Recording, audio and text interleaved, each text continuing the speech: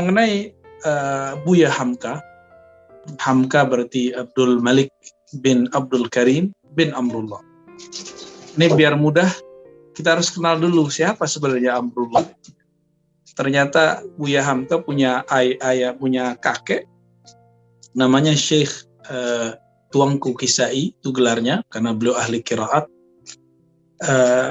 Amrullah, beliau berthariqah Syadziliyah, Pa'lawiyah, dan juga mursyid thariqah Naqsyabandiyah, mempunyai surau atau zawiyah suluk di Maninjau.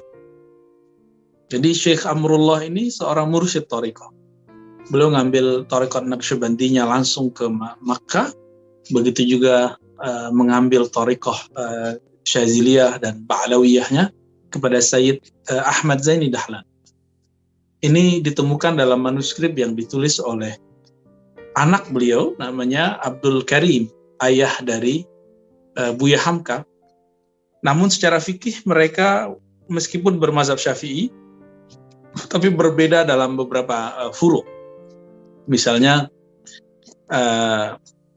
karena ayah Buya Hamka ini, Syekh Abdul Karim, yang kita sebut dengan Haji Rasul, beliau ini setia kepada teks yang diajarkan gurunya, Said Bakri Syata, yang mempunyai murid lagi, Ahmad Khatib Al-Minangkabawi.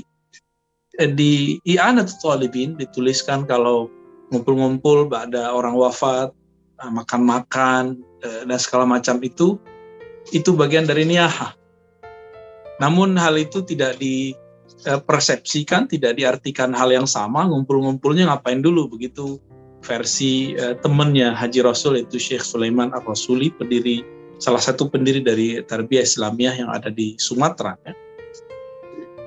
Maka teman-teman, ada kemiripan sebenarnya antara ayah Buya Hamka ini, Syekh Abdul Karim, dengan Hadratus Syekh Hasyim Asy'ari. Apa kemiripannya? Dalam ketegasan bermazhab. Buya Abdul Karim atau Haji Rasul ini melarang ritual-ritual seremonial. Begitu juga ternyata Hadratus Syekh Hasyim Asy'ari itu melarang dulu membuat maulid karena ada konteks tertentu, ya. Bukan berarti itu terlarang selama-lamanya. Ini sebagai contoh. Begitu juga buat haul. Karena saat itu ada suatu persoalan yang terjadi di saat perayaan haul yang isinya mengarah kepada niyahah. Ketika itu hilang, maka murid-murid mereka kemudian mengadakan kembali.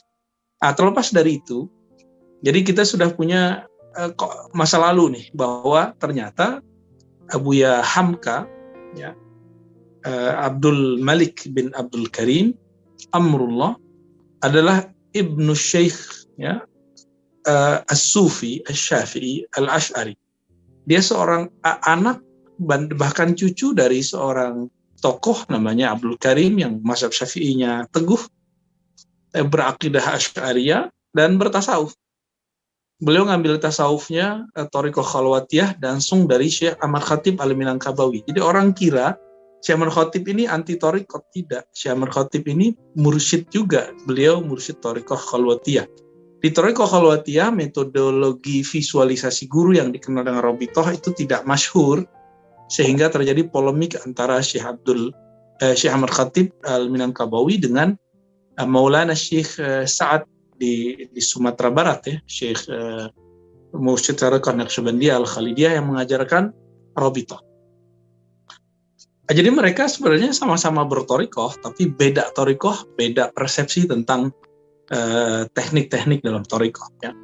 Saya punya keluarga yang juga ada Muhammadiyahnya, ada thariqahnya juga, dan sangat biasa melihat polemik itu, pergesekan itu sangat biasa. Melihat hal-hal ini udah pembicaraan harian ketika kita ngumpul-ngumpul di surau, di masjid, di warung-warung, ya. Kalau dulu kan nggak ada kafe, ya, adanya warung zaman-zaman kita masih kecil dulu. Maka teman-teman, sahabat-sahabat Allah, Buya Hamka adalah orang yang punya darah, punya latar belakang kesufian. Dari jalur ibu, beliau juga punya jalur yang lain, ya. Jalurnya ke orang-orang padri. Ya, orang-orang padri itu ternyata padri awal pergerakan, tapi plus ada thariqah syatoriyah.